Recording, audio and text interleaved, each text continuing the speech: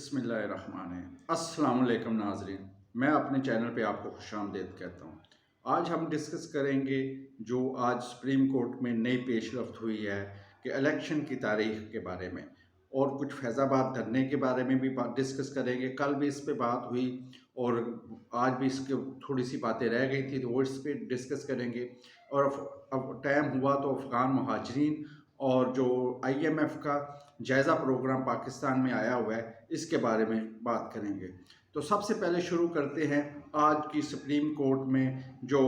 Election کے بارے میں ایک رٹ دائر ہوئی تھی، اس کی آج سماعت تھی اور 3 رکنی بینچ اس کو سن رہا تھا، تو اس کے بارے میں ہم اب بات کر رہے ہیں۔ ناظرین، یہ بڑی ہی ایک ڈیولپنگ سٹوری ہے، بڑی یعنی کہ پاکستانی عام شہری کے لیے بڑی خوشی کی بات ہے کہ الیکشن کمیشن نے 11 فروری جو ہے وہ الیکشن کی ڈیٹ دے دی ہے، جس سے یعنی کہ جتنی اس کی اہمیت ہے وہ بہت زیادہ ہے۔ اس میں یعنی کہ سپریم کورٹ میں آج سارے پیش ہوئے تھے اور ادھر سپریم کورٹ میں جسٹس فائز عیسیٰ نے کہا کہ آپ نا صدر سے مشورہ کریں اور صدر کو یعنی کہ ڈیٹ کا کہیں اور پھر ایک ڈیٹ اناؤنس کریں۔ تو اس وقت یعنی کہ رائٹ ناؤ اس وقت الیکشن کمشنر اور صدر پاکستان اور اٹارنی جنرل تینوں کی ملاقات ہو رہی ہے، جس میں الیکشن کی ڈیٹ فکس ہو جائے گی، اور موسٹ پرابلی یہی ہے کہ وہ 11 فروری ہوگی، کیونکہ الیکشن کمشنر نے 11 فروری ڈیٹ دی ہے۔ تو امید ہے کہ صدر پاکستان بھی اس میں چینج نہیں کریں گے، کیونکہ صرف الیکشن کی ڈیٹ کا ہی مسئلہ نہیں ہوتا، اس کے ساتھ پورا ایک پلان دینا ہوتا ہے کہ ایسے یہ کام ایسے ہوگا، یہ کام ایسے ہوگا اور یہ کام ایسے ہوگا۔ تو اس کے ساتھ امید ہے کہ 11 فروری ڈیٹ فکس ہو جائے گی۔ دیکھیں ابھی کیا ہوتا ہے، لیکن زیادہ چانسز یہی ہیں 1 گھنٹے کے اندر اندر سچویشن کلیئر ہو جائے گی کہ کون سی ڈیٹ اس میں فائنل ہوتی ہے۔ الیکشن کمشنر نے 11 فروری ڈیٹ دی ہے، تو یہ بڑی عام آدمی کے لیے خوشی کی بات ہے، کیونکہ کسی بھی ملک کے لیے جمہوریت بہت اہم ہے۔ جمہوریت چلتی رہے تو ترقی ہوتی رہتی ہے۔ جب جمہوریت پہ کٹ لگنے شروع ہو جاتے ہیں تو مصنوعی ترقی تو ہوتی ہے، لیکن وہ کٹ جو ہے وہ بعد میں ان سے خون رستا رہتا ہے اور انسان بیمار ہو جاتا ہے اور انسان کو بہت زیادہ نقصان ہو جاتا ہے۔ اسی طرح ریاست ہے، ریاست کو بھی اگر جمہوریت کے علاوہ اگر کٹ لگیں گے تو پھر ریاست بھی جو ہے اس کا بھی آہستہ آہستہ خون رستا رہتا ہے اور ریاست بھی جو ہے وہ بھی پھر بیمار ہو جاتی ہے۔ تو یہ تمام حلقہ احباب یا تمام حلقے جو ہیں سیاسی جو ہیں معاشی حلقے ہیں اور تمام حلقوں نے اس پہ خوشی کا اظہار کیا،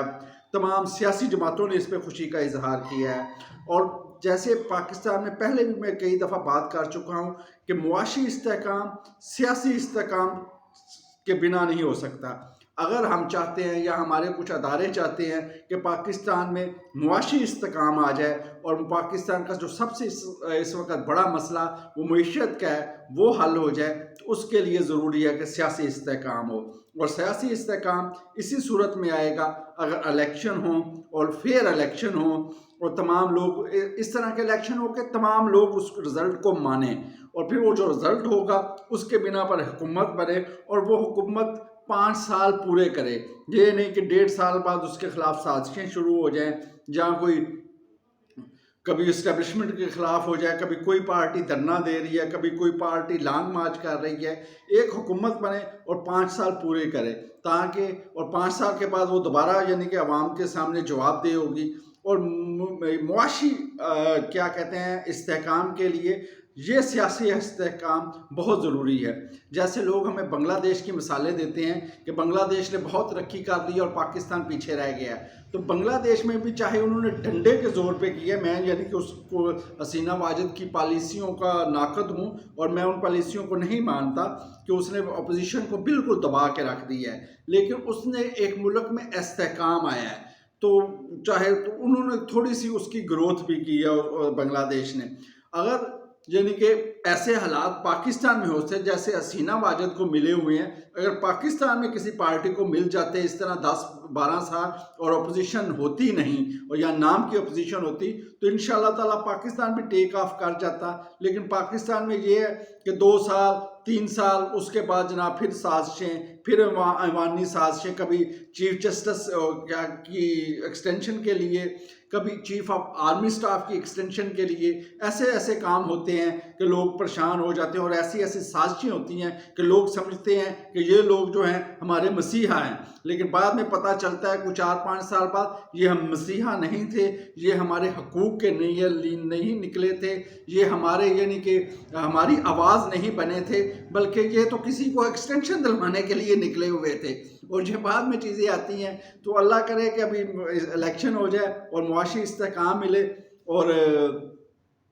इसमें जो पीटीआई के लिए भी बड़ी जीत है कि पीटीआई के अली ज़फ़र साहब, जो बैरिस्टर अली ज़फ़र साहब थे, वो भी आज बड़े खुश थे कि आखिरकार उनको इलेक्शन मिल गया। 11 और उनका बयान भी है कि 11 फरवरी से लेट नहीं होना चाहिए, तो 11 फरवरी तक भी इलेक्शन हो जाए तो वो खुश हैं। पीटीआई की सबसे बड़ी डिमांड जो थी वो इलेक्शन की थी, तो अब उनको इलेक्शन मिल गया है। अब देखें उसमें उनकी परफॉर्मेंस क्या होती है। मुस्लिम लीग नून का भी नवाज शरीफ साहब वापस आ गए हैं, तो उनका भी यही था कि नवाज शरीफ इलेक्शन से पहले नवाज शरीफ आ जाएं तो हमारे लिए बल्ले बल्ले है। तो नवाज शरीफ आ गए हैं तो अब इलेक्शन भी आ रहे हैं, तो देखा इसके लिए क्या होता है। पीपल पार्टी वाले बड़े परेशान थे कि यार इलेक्शन नहीं हो रहा, इलेक्शन नहीं हो रहा, तो अब पीपल पार्टी वालों के लिए भी सुकून का सांस हुआ है। और आज अदालत में फारूक नाइक और बैरिस्टर अली ज़फ़र एक पेज पे थे और चीफ जस्टिस ने भी कहा भी कि हमने आप दोनों का इत्तेहाद करवा दिया है, और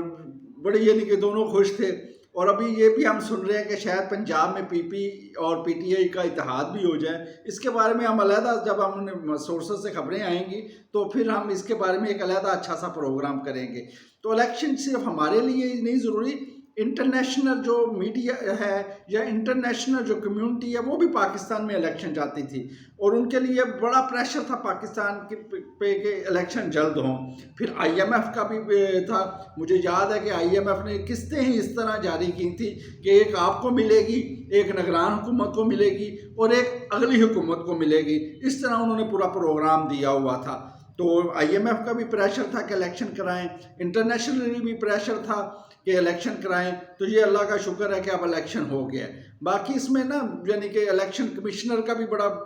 रोल गलत था, पीपल पार्टी और नून लीग का रोल भी बड़ा बुरा था, और बंदियाल साहब की भी बड़ी सुस्ती थी, और सदर साहब ने भी अपनी आइनी जिम्मेदारी पूरी नहीं की। यानी कि आइन ये कहता है कि सदर साहब इलेक्शन की डेट देंगे, लेकिन वो एक वज़ारत कानून से सिर्फ एक लेके और वो एक कानून को आइन से ऊपर समझना उन्होंने शुरू कर दिया कि इलेक्शन कमिश्नर या इलेक्शन कमीशन इसकी डेट देगा, तो ऐसा नहीं था। यानी कि आज की समात में यही साबित हुआ है कि इसका जो फैसला है वो सदर मुमलकत ने ही इसकी डेट देनी थी, क्योंकि आइन में उनको ये डेट देने का इख्तियार तो फीस है।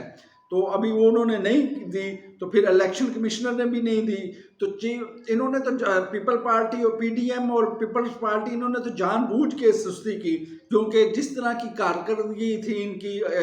जब ये हुकूमत में थे वो बहुत बुरी थी। आम आदमी से बड़ा मुतनफ़र हुआ था। तो ये चाहते थे कि किसी तरीके के साथ हम इलेक्शन को जितना लेट कर सके कर लें, क्योंकि ये तो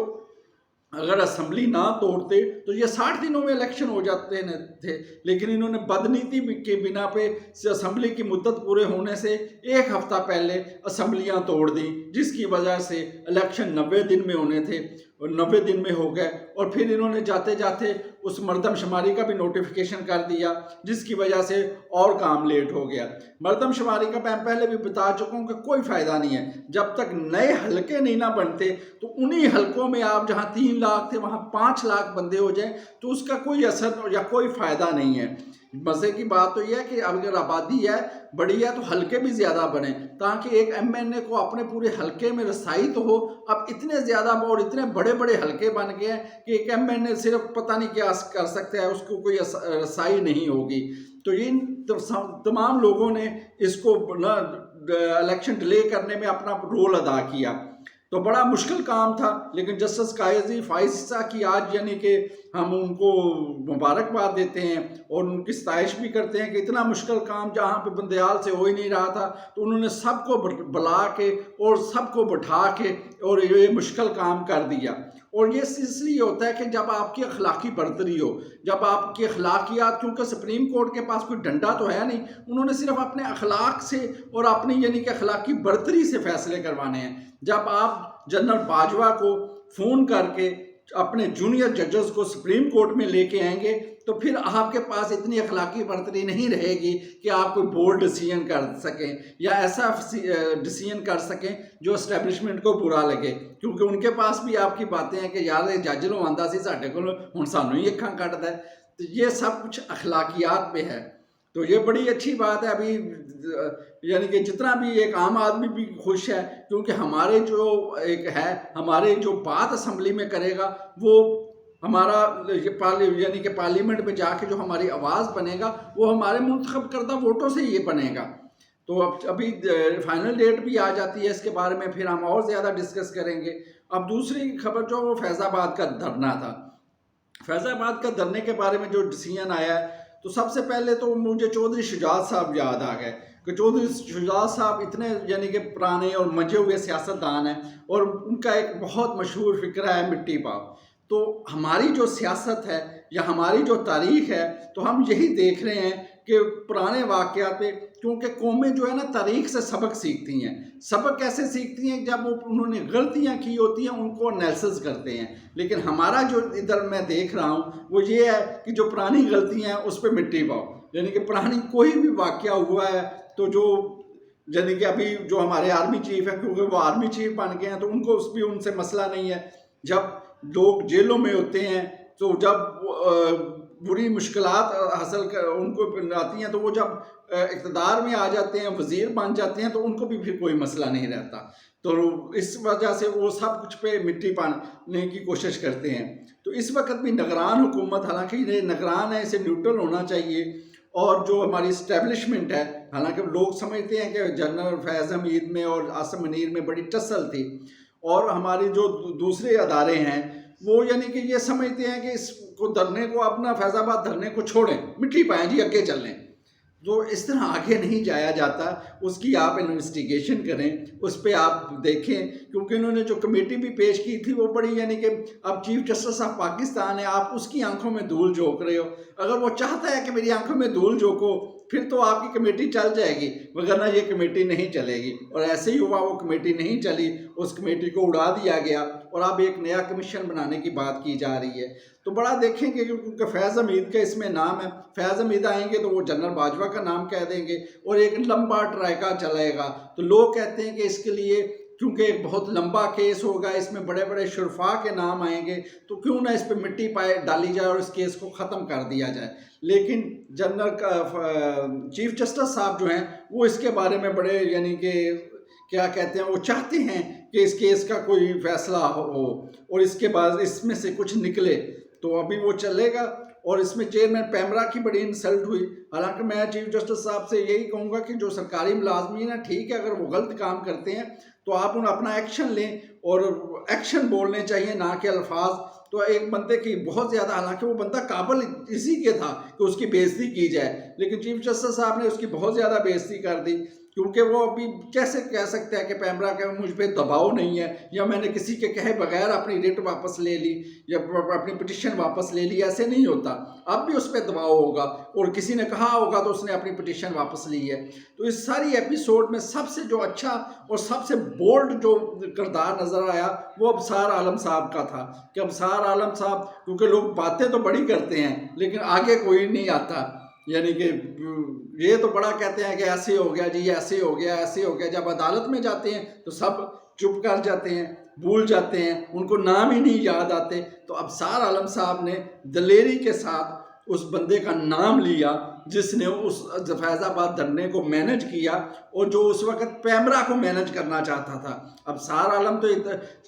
دیکھ کا ایک دانہ ہے نا پیمرا، تو باقی جو اس وقت ادارے، شاید اس وقت آئی جی پنجاب کو بھی فون آ رہے ہوں، شاید اس وقت جو رینجرز کا ہے اس کو بھی فون آ رہے ہوں، شاید اس وقت یعنی کہ آئی جی اسلام آباد کو بھی فون آ رہے ہوں۔ تو یہ ساری چیزیں ہیں، لیکن چلو اب سار عالم صاحب بارش کا پہلا قطرہ بنے اور انہوں نے بتایا کہ یہ سب کچھ غلط ہو رہا تھا، تو ان کے لیے ہم بڑی اپریشیٹ کرتے ہیں اور قابل تحسین بات ہے۔ تو یہ بڑا ہماری یہ خواہش ہے کہ اس میں سے کچھ نکلنا چاہیے اور جو سزاوار ہیں ان کو سزا ملنی چاہیے اور تاریخ سے سبق سیکھنا چاہیے بجائے اس کے کہ مٹی پاؤ۔ تو ابھی IMF کا وزٹ بھی ہے اور افغان مہاجرین کے بارے میں بھی ہم نیکسٹ ولاگ میں بات کریں گے۔ السلام علیکم، بہت شکریہ۔